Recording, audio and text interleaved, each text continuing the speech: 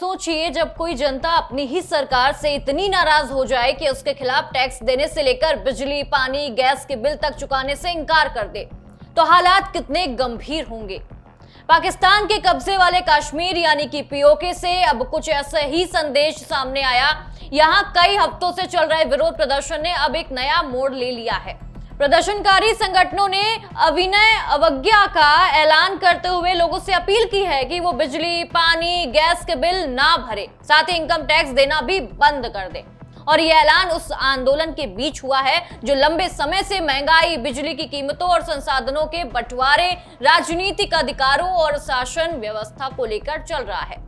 Joint अवामी action committee यानी कि JAAC इस आंदोलन का प्रमुख चेहरा बनी हुई है और इसके 38 सूत्रीय मांग पत्र में आर्थिक राहत के साथ राजनीतिक और प्रशासनिक सुधारों की भी मांग शामिल बताई जा रही है।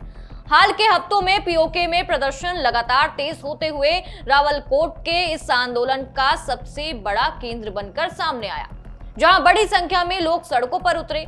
15 जुलाई को रावलकोट में करीब 1.5 लाख प्रदर्शनकारी के जुटने की रिपोर्ट सामने आई थी। उसके बाद ही सरकार और प्रदर्शनकारियों के बीच तनाव कम नहीं हुआ। पाकिस्तान सरकार ने प्रदर्शन को रोकने के लिए बड़ी संख्या में सुरक्षा बल तैनात किए, जबकि बातचीत के बावजूद प्रदर्शनकारियों ने अपनी मांगों से पीछे हटने से इनकार कर दिया। प्रदर्शनकारियों का यह आरोप है कि पाकिस्तान प्रशासन पीओके के लोगों की बुनियादी समस्याओं को नजरअंदाज कर रहा है। बिजली, आटा, जरूरी जो सामान है, उनकी कीमतों को लेकर लंबे समय से नाराजगी चल रही है। प्रदर्शनकारी का कहना है कि जिस इलाके से बड़ी मात्रा में बिजली पैदा होती है, वहीं के लोगों को महंगी बिजली और बिलों का सामना करना पड़ रहा है। आंदोलन में बेहतर स्वास्थ्य सेवाओं, राजनीतिक प्रतिनिधित्व, प्रशासनिक सुधार और स्थानीय संसाधनों पर ज्यादा अधिकार जैसी मांगे भी शामिल बताई जा रही हैं। अब इस आंदोलन ने सिविल नॉल्ड कॉर्पोरेशन का रूप ले लिया है, यानी प्रदर्शनकारी सिर्फ सड़कों पर उतरकर विरोध नहीं कर रहे, बल्कि सरकार की आर्थिक व्यवस्था पर दबाव बनाने की कोशिश कर रहे हैं। टैक्स, बिजली का बिल, उसका बहिष्कार कर दिया है, रणनीतियों का हिस्सा ये बताया जा रहा है। प्रदर्शनकारियों का ये संदेश साफ है कि जब तक उनकी मांगों पर गंभीर कार्रवाई नहीं होती, तब तक आंदोलन को और तेज किया जाएगा। और इसी बीच पीओके में सुरक्षा बलों की कार्रवाई को लेकर भी गंभीर आरोप लगाए जा रहे हैं। जून में हुए प्रदर्शनों के दौरान मौतों और हिंसा की रिपोर्ट सामने आई है। अलग अलग रिपोर्टों में प्रदर्शनकारी और सुरक्षा बलों के बीच झड़पों तथा नागरिकों के मारे जाने का उल्लेख किया गया है। और आपको ये भी बता दें कि आंदोलनकारी समूहों ने बाद में अंतर्राष्ट्रीय जांच और जवाबदेही की मांग भी उठाई थी। अब ये धीरे धीरे शासन, राजनीतिक अधिकार, संसाधनों के बंटवारे और पाकिस्तान के नियंत्रण के खिलाफ व्यापक असंतोष का रूप ले चुका है।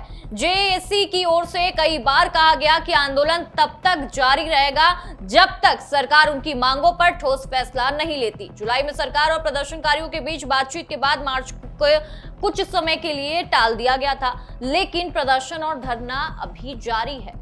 रावलकोट से लेकर मुजफ्फराबाद और दूसरे इलाकों तक आंदोलन की गूंज सुनाई दे रही है।